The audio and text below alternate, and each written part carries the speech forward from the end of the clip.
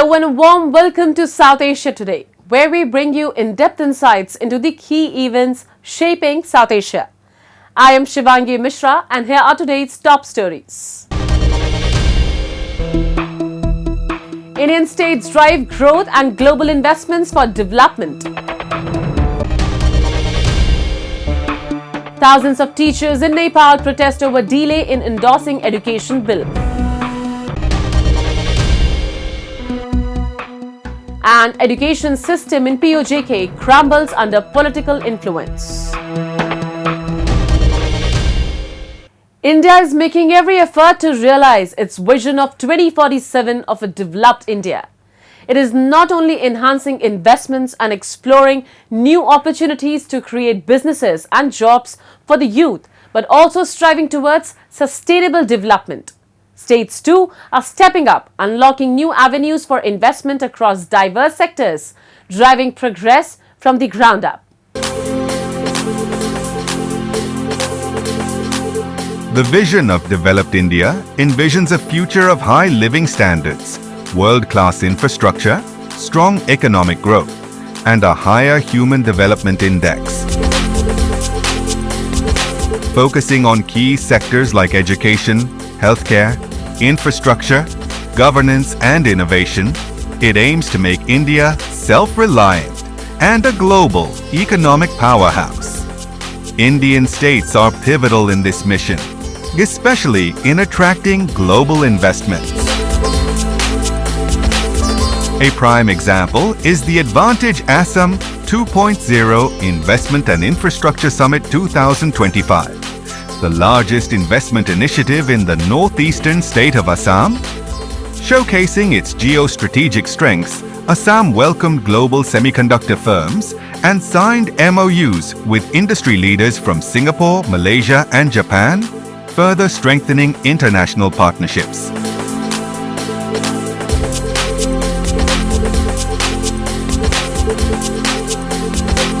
मुझे गर्व है कि असम सेमीकंडक्टर मैन्युफैक्चरिंग में भी भारत के एक महत्वपूर्ण सेंटर के रूप में विकसित हो रहा है। कुछ महीने पहले असम के जागीरोड में Tata semiconductor assembly and test facility की शुरुआत हुई है। ये प्लांट आने वाले समय में पूरे नॉर्थ ईस्ट में टेक्नोलॉजिकल ग्रोथ को प्रमोट करने वाला है।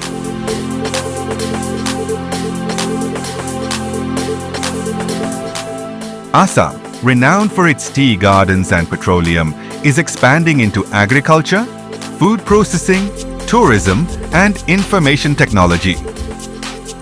In the financial year 2023 to 2024, its gross state domestic product grew by 19.5%. reflecting strong leadership and investor-friendly policies. It is with a great pride that I announce today the Adani Group's commitment to invest rupees 50,000 crores in Assam.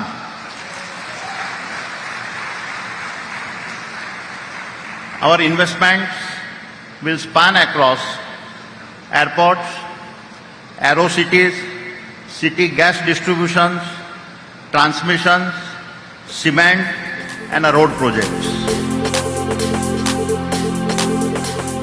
India's states are driving progress, with the Global Investors Summit 2025 in Bhopal positioning Madhya Pradesh as a global investment hub.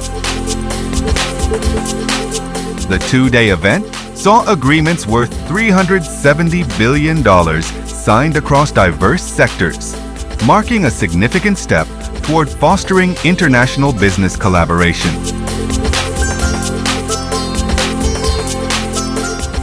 Many companies are interested and looking into it. India is not without competition. There are other countries in Asia which are also looking for investments, and now we have to guide the companies how they can find the best place to invest, to produce, and many of these companies are then also integrating their production in India into their global supply chains. To realize the vision of Development India, the Indian states are partnering with global organizations to drive sustainable urban development, enhancing resilience to climate change.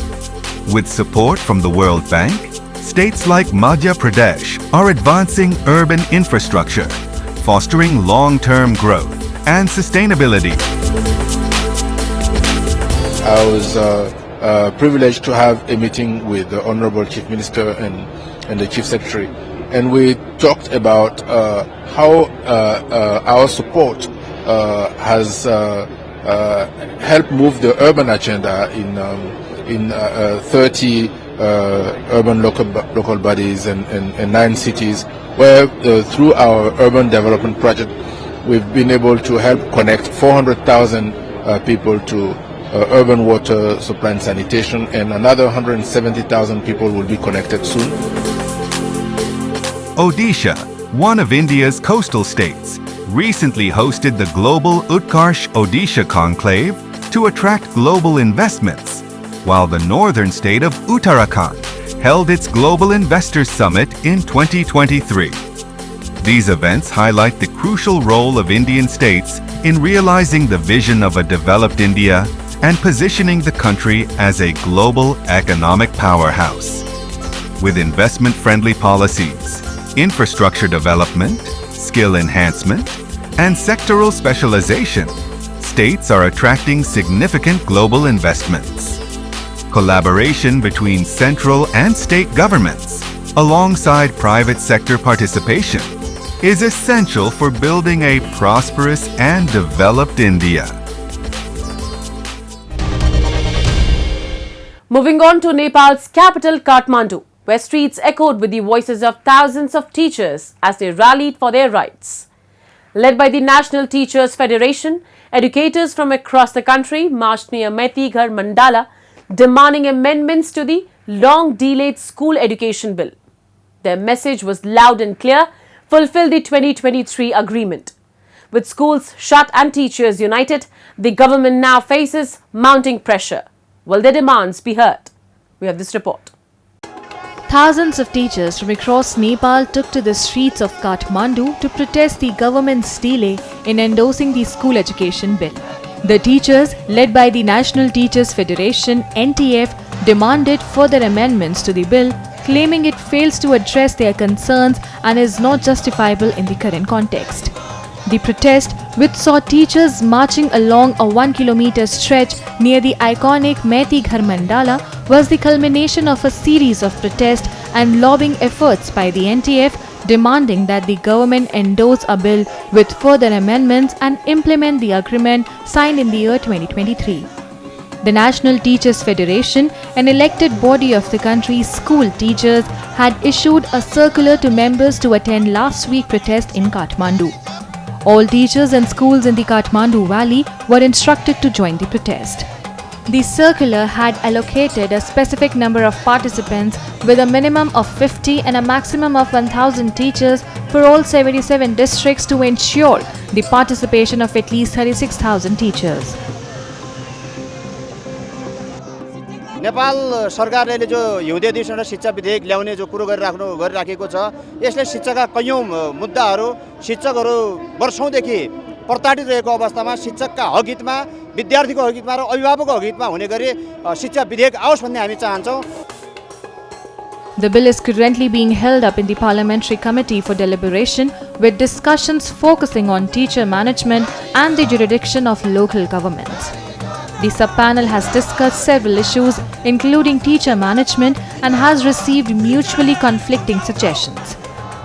As the Constitution of Nepal lists school education as the absolute authority of the local government, local units want school teachers to fall under their jurisdiction. Nepal अहिलेको विधेयकमा आउनुपर्ने शिक्षालाई जो विभिन्न सरकार तीनै तहका सरकारहरूको त्यो भाग हिस्सा लगाए जस्तो छ। नेपाल शिक्षा व्यक्तिको दायित्वमा निजी दायित्वमा जानु हुँदैन, त्यो सरकारको पूर्ण दायित्व हो। त्यसकारणले त्यो पूर्ण केन्द्रीय सरकारले त्यसको जिम्मा लिनुपर्छ र केन्द्रीय सरकारले नै शिक्षाका सम्पूर्ण समस्याहरूलाई समाधान हुने किसिमले शिक्षा विधेयक ल्याओस्। 2028 सालमा बसेको झन्डै आधा शताब्दीभन्दा बढी भइसकेको शिक्षा ऐनलाई कहिलेसम्म शिक्षकले त्यसले अहिलेको 21औं शताब्दीको माग मुद्दालाई ठेक्न सक्दैन। त्यसकारणले त्यो शिक्षा विधेयक जो आउँदैछ त्यसले नेपालको आगामी शैक्षिक योजनाहरू र 21औं शताब्दीका सम्पूर्ण मागहरूलाई समेट्ने किसिमले आओस् भन्ने आम नेपाली शिक्षक चाहन्छ। On February 12, the agitating teachers held protest rallies at the local level wherein wore black armbands and chant the slogan, "The School Education Act should be enacted from the winter session." After the government introduced the local education bill in September 2023, the Teachers Federation launched protest in Kathmandu opposing various provisions. Thousands of teachers disrupted daily life, compelling the governments into dialogue, which led to a 6-point agreement to revise the bill. Now we take a look at some happenings in Asia in a segment called Asia Watch. After the US moved to block Iraq's imports of electricity from Iran, Baghdad is looking to Qatar and Oman as possible options should Washington do the same. Regarding their trade in gas, the boss of Iraq's South Gas Company said this week. US President Donald Trump's administration on Saturday rescinded a sanctions waiver that since 2018 has allowed Iraq to pay Iran for electricity as it presses on with its maximum pressure campaign against Tehran. But their far larger cross-border trade is in gas. Baghdad currently receives up to 50 million cubic meters of gas per day from Iran, depending on its needs under a 5-year deal extension signed in March 2024. Iraq pays $4 to $5 billion per year to Iran for gas imports, according to Iraqi energy officials. Iraq's electricity minister said the potential loss of gas imports from Iran would reduce Iraq's daily electricity output of 27,000 megawatts by a third. To mitigate the impact of a potential loss of Iranian gas imports, Iraq will lease a floating liquefied natural gas (LNG) terminal. Korean Air this week launched new aircraft livery and corporate branding that will be introduced across the company as it combines with South Korean rival Asiana Airlines 020560.ks to become one of Asia's biggest carriers. South Korea's largest airline in December completed a $1.3 billion acquisition of 2/3 of Asiana, which will be run as a subsidiary until January 2027, when it will integrate under the Korean Air name and corporate identity. Korean airplanes will now sport the word Korean instead of Korean Air in a larger, modernized, simplified dark blue font, and the top half of the fuselage will be painted light blue with a new metallic effect. The new tail design features a simplified taeguk in dark blue only, and the first plane with the refreshed livery is a Boeing BAN 787-10 that was delivered last year.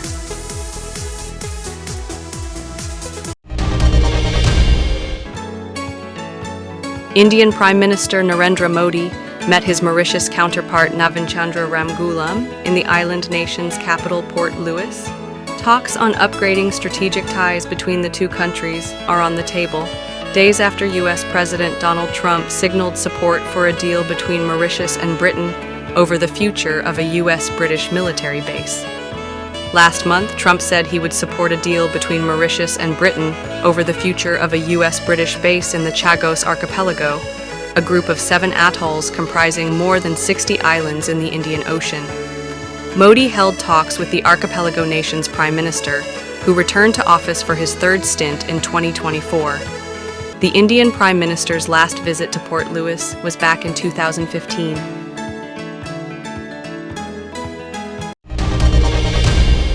Corruption in Pakistan-occupied Jammu and Kashmir has crippled the education system. Political interference controls teacher transfers, prioritizing loyalty over merit. Government schools suffer from poor resources, while private institutions thrive. Families are forced to pay high fees, sacrificing for a better future. With no accountability or reform, the cycle of corruption continues, damaging the future of an entire generation. We have a report. The education system in Pakistan-occupied Jammu and Kashmir is in a state of crisis, with political interference worsening the situation. Government schools are struggling, failing to provide quality education, while private institutions continue to thrive. The stark divide between these schools is alarming, leaving families disillusioned. सरकारी और तालीमी इदारों में सबसे बड़ा फ़र्क ये है कि सरकारी तालीमी इदारों में सियासी मुदाखलत की वजह से वहाँ पे नताइज जो है मतलूबा वो हासिल नहीं होते।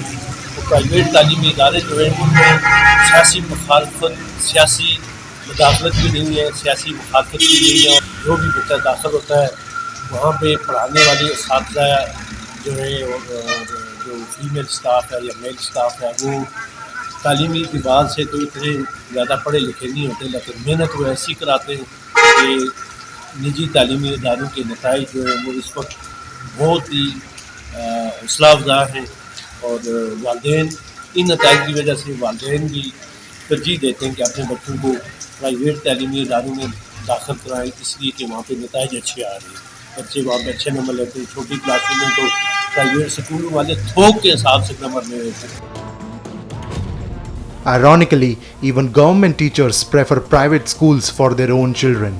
Despite nominal salaries and facilities, private schools deliver excellent results through hard work, forcing parents to sacrifice and pay hefty fees for their children's future.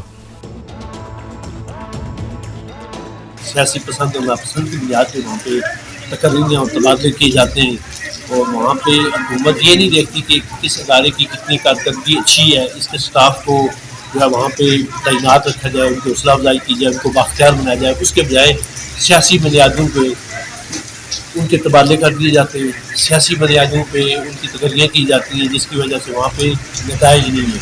वो उस्ताद जो है वो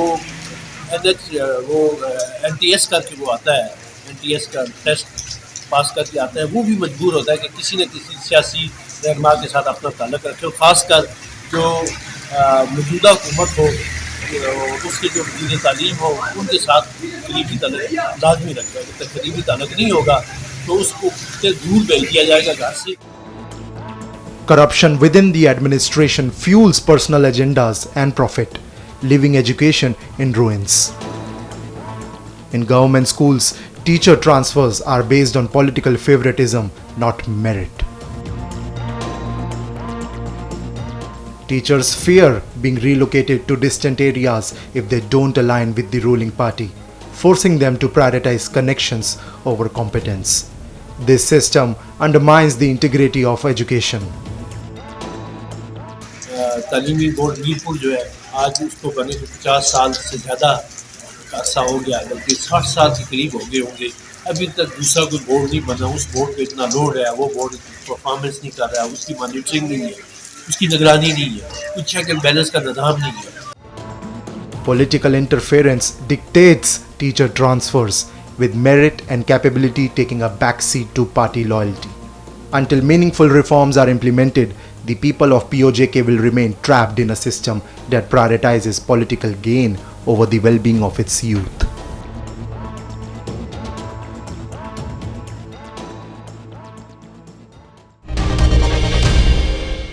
Now let's head to the heart of India, New Delhi, where vintage car and bike enthusiasts came together for a breathtaking rally.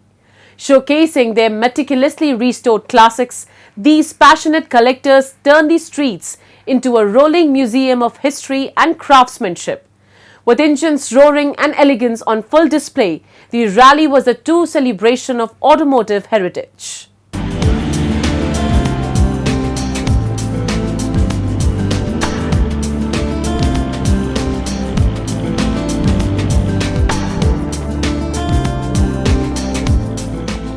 Delhi streets transformed into a living museum as vintage cars and classic bikes rode to life, painting the city with nostalgia and pride.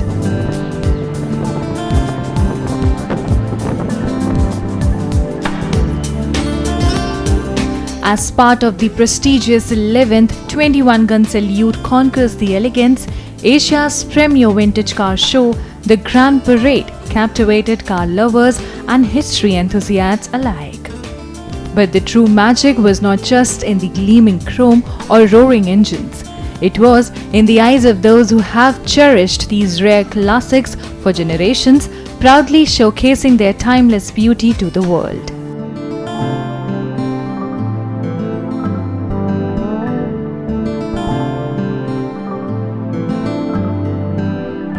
Modern cars are gadgets. You can't, they are just, like you're using a computer at home, a mobile phone. So that's also, is just a mode of transport, I don't connect with modern cars per se, So there's no comparison between, you see, this is a 1926, almost 100 years old. Can you imagine a modern car surviving this long? And then invited to this stellar of a Concourse d'Elegance, the 21-gun salute. It will never be possible. So there is no comparison. It's unfair to compare a modern car and a vintage car.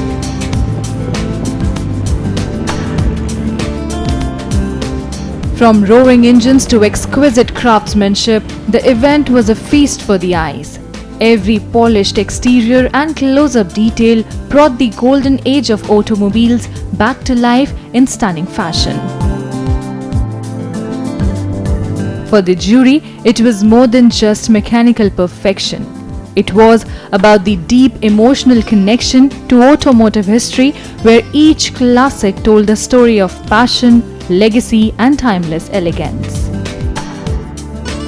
I prefer a preserved car. For instance, last year in Pebble Beach, the most important concours d'elegance in the world, the winner was a very ugly car, if you say, not restored at all, but preserved in their real condition. And I think that we have to take care about this consideration. Meet Daman Thakore, a passionate businessman and traveller from Ahmedabad, who marked his 50th birthday with a unique expedition. He drove from Mumbai to London in his beloved 73-year-old vintage car Lal Pari, a 1950 Morris Garage's white type. Their cross-continental journey highlighted India's heritage and resilience while honouring the enduring allure of vintage cars and the timeless spirit of adventure. This is our 1950 Lal Pari. We've had this since I was 3 years old, and we went to see the movie Chitty Chitty Bang Bang. And ever since, I have grown up in it, went to the zoo, went to birthday parties, we even got married in this. And it was so special to us that we thought, why not drive it back to where it was born. And, being a British make, we drove this all the way from India to Abingdon. We did this as a family because it's a family car and, it's part of our family. As the engines roared and the vintage cars gracefully made their way back, the event left an indelible mark. These classics automobiles are not merely relics of the past, but masterpieces of craftsmanship, passion, and timeless elegance.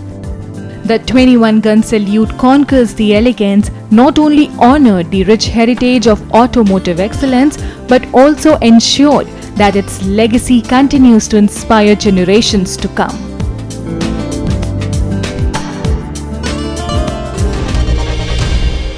As we wrap up today's episode of South Asia Today, we thank you for joining us. We'll return next week at the same time with more insights and updates. This is Shivangi Mishra signing off on behalf of our entire team. Until then, stay safe and goodbye.